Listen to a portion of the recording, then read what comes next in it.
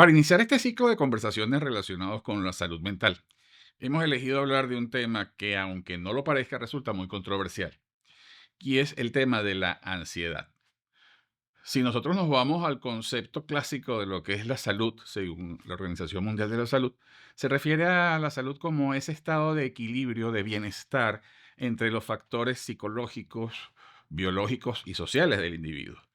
Como vemos, entonces el aspecto psicológico, que abarca el aspecto emocional, tiene mucha importancia para entender y para manejar todos los aspectos relacionados con la salud. Desde aquí, desde el Centro Médico de Caracas, con esta iniciativa de iniciar esta campaña de divulgación de estos aspectos de importancia para todas las personas, hemos querido comenzar por esta área. Y es porque, aunque no lo parezca, el tema de la ansiedad puede resultar algo controversial. Y controversial porque no todo el mundo tiene un enfoque, una visión clara y exacta o semejante de lo que es la ansiedad. Y cada uno podría estar hablando sobre ansiedad de cosas diferentes. Por eso he querido iniciar este ciclo de conversaciones entendiendo la ansiedad en un espectro muy amplio que va desde lo normal hasta lo patológico cuando nosotros hablamos de ansiedad. ¿Por qué desde lo normal?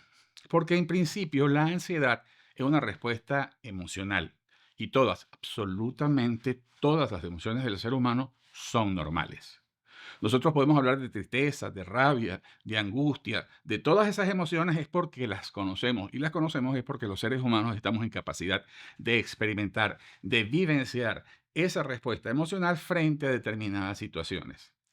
Y estas emociones tienen una finalidad última, que es que al activarse frente a situaciones específicas, desencadenan también conductas adaptativas de reacción ante los eventos que las están desencadenando para producir adecuación, adaptación o incluso resolución de aquello que lo está generando. En el tema particular de la ansiedad, como emoción normal, es esa emoción que se activa frente a situaciones de amenaza real o de amenaza que nos planteamos a nivel de pensamiento. Basta con que pensemos en una circunstancia que pueda resultar amenazante, peligrosa o que atenta contra nuestra integridad, nuestra o dentro de nuestro entorno, que considera nuestro dominio, bien sea social, afectivo.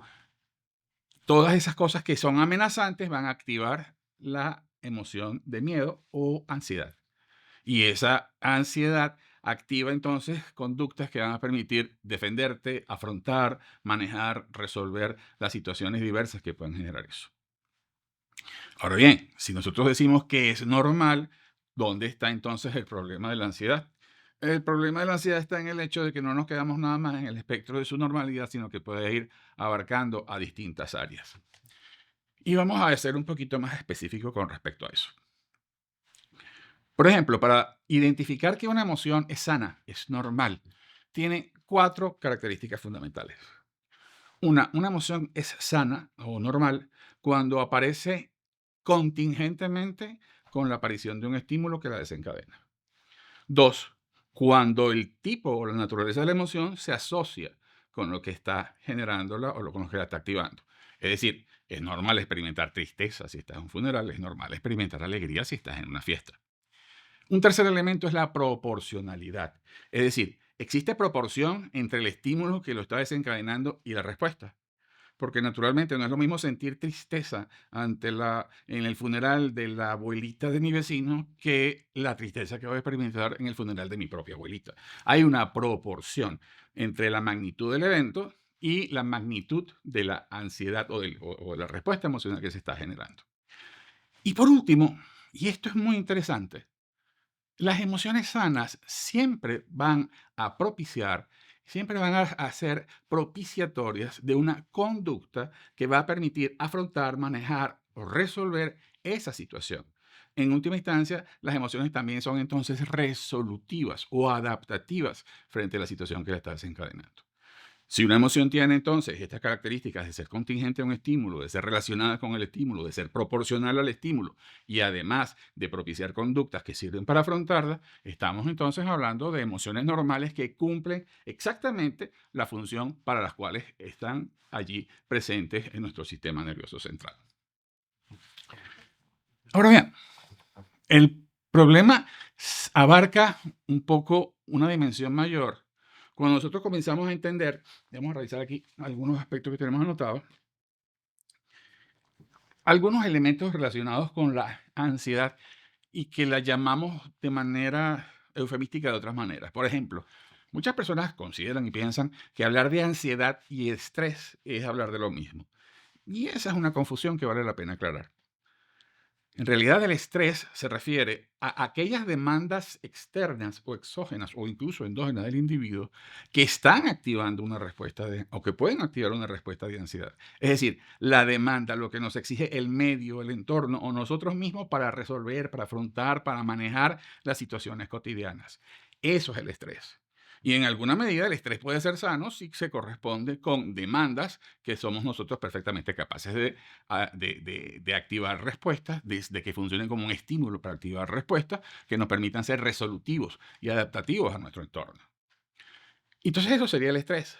Y una cosa es el estrés y otra cosa muy distinta es la capacidad para manejar el estrés.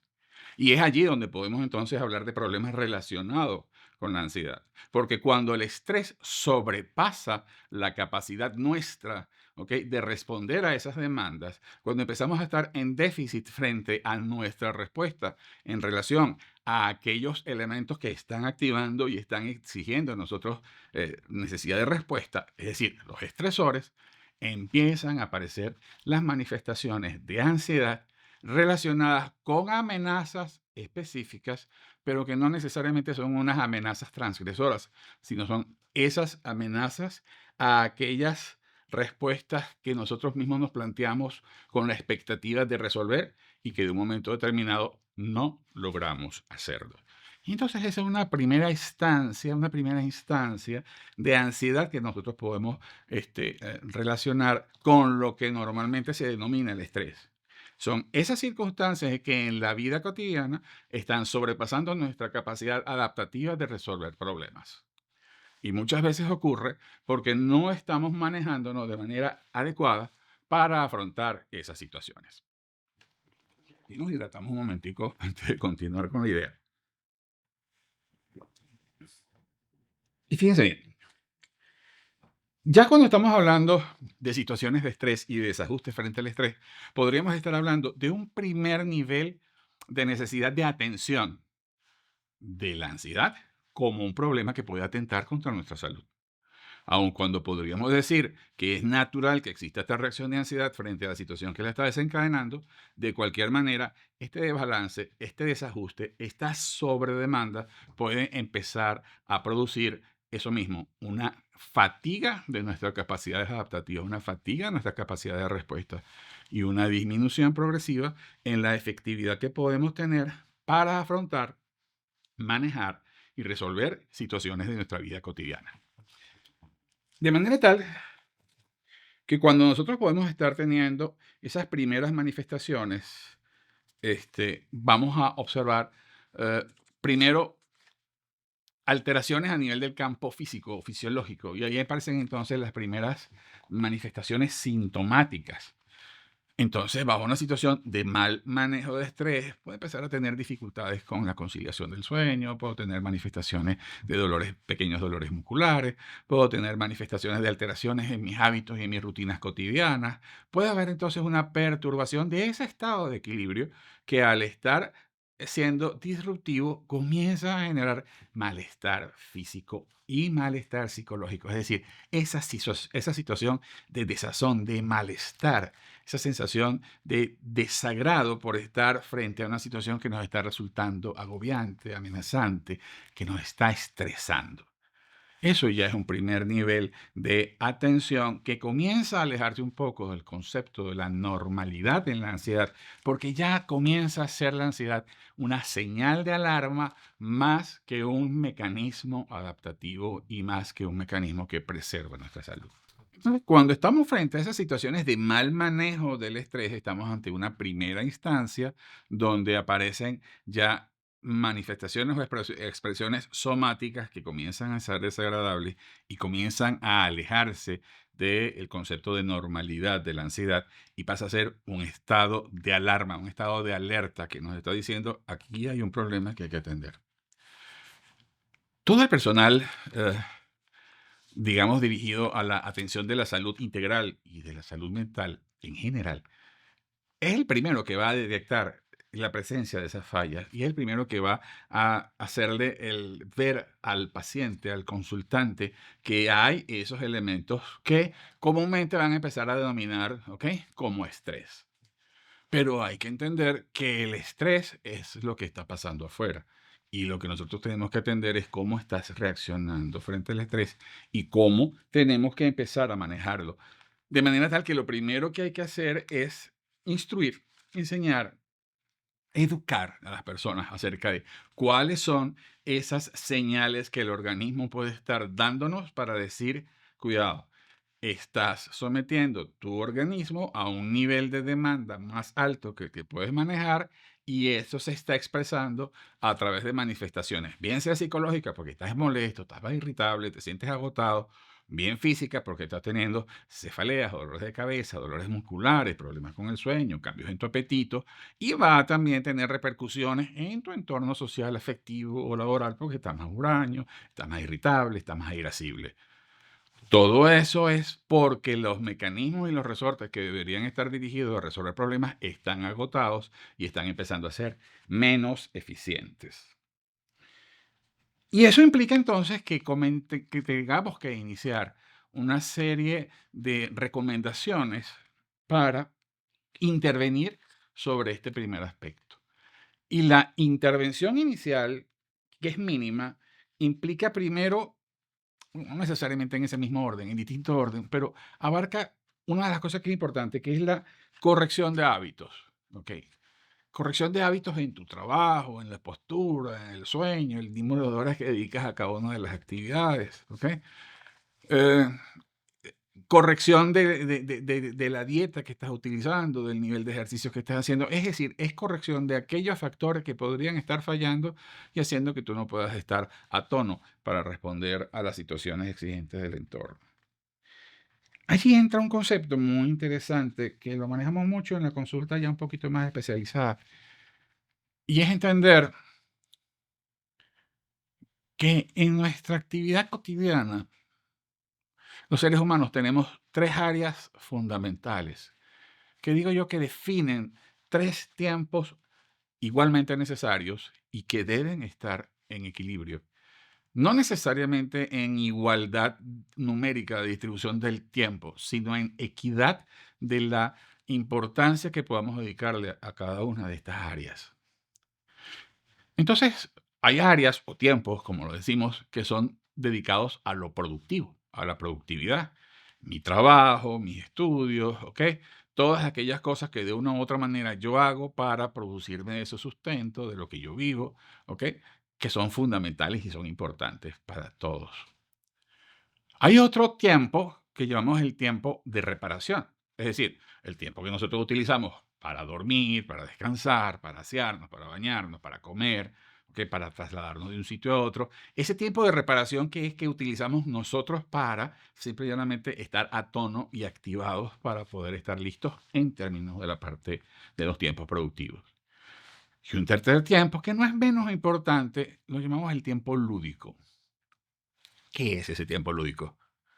En ese tiempo lúdico están todas aquellas actividades que nosotros desarrollamos de una u otra manera para procurar de allí placer, satisfacción, reposo, descanso, alegría. Entonces ahí están nuestros hobbies, ahí está nuestra comunicación con nuestros afectos, nuestra familia, nuestra pareja, nuestros amigos. Ahí está esa actividad que utilizamos nosotros para distraernos, nuestros hobbies. Ahí están los paseos, ahí está la programación de las actividades familiares, todo eso que nosotros hacemos para pasarla bien, para disfrutarla, para disfrutar la vida, para descansar, descansar a nuestra mente de ese ajetreo cotidiano. Todo lo que equivocadamente llamamos tiempo libre. ¿Por qué equivocadamente? Porque ese no es, ni puede, ni debe ser un tiempo libre. Ese es un tiempo específico que hay que identificar, programar y respetar, tanto como los otros. Porque cuando lo llamamos tiempo libre y aumentan las demandas de los tiempos productivos o de reparación, empezamos a quitarle tiempo, ¿a qué? Al tiempo lúdico. Y en el tiempo lúdico, ¿qué hay? En el tiempo lúdico está nuestra capacidad de distracción, de saneamiento mental. Y entonces vamos acortando, acortando, acortando. No tenemos tiempo libre y tenemos una sobrecarga en los tiempos productivos, ¿verdad? También a veces comenzamos a comernos un poco el tiempo de la parte de reparación y empezamos a dormir poco, a comer mal, a desplazarnos más rápido para ir incrementando los tiempos que le dedicamos al trabajo, al estudio, a los problemas, a la resolución de conflictos. Entonces nos vamos hipertrofiando el tiempo donde están los estresores naturales, eso que aumenta la demanda del estrés, y estamos disminuyendo el tiempo donde nosotros nos recargamos y fortalecemos.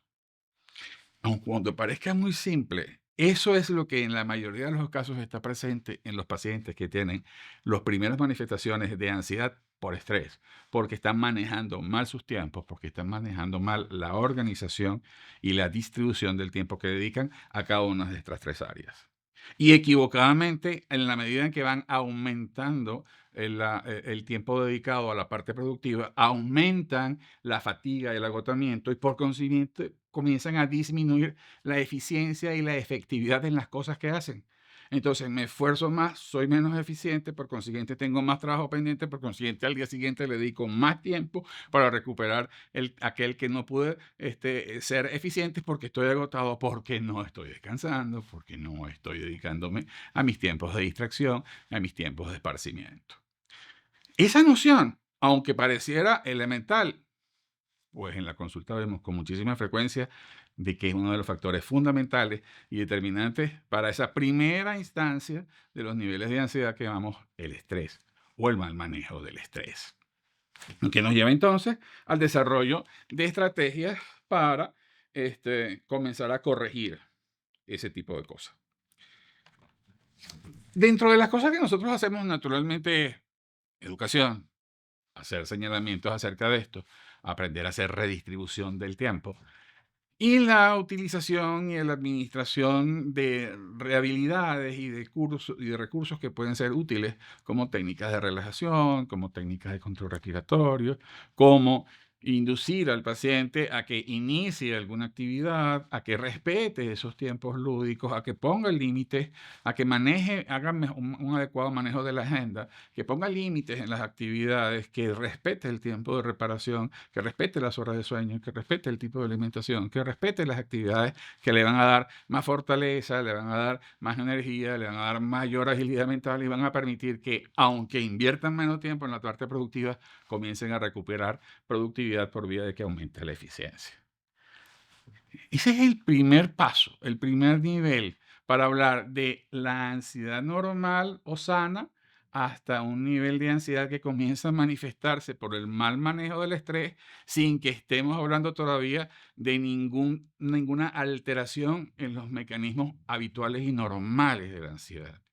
Porque en este caso, la ansiedad no es que está funcionando de manera inadecuada. La ansiedad está funcionando como un mecanismo de alarma para activar y señalarnos que hay un mal manejo de ciertas situaciones y que debemos corregirnos. Ese sería, digamos, el primer enfoque. En los siguientes segmentos que dediquemos a hablar sobre ansiedad, vamos a hablar entonces con esa perspectiva de ir creciendo, cuáles son esos factores adicionales en los que se va poniendo o haciendo cada vez más complejo el concepto y el abordaje de los distintos problemas relacionados con la ansiedad.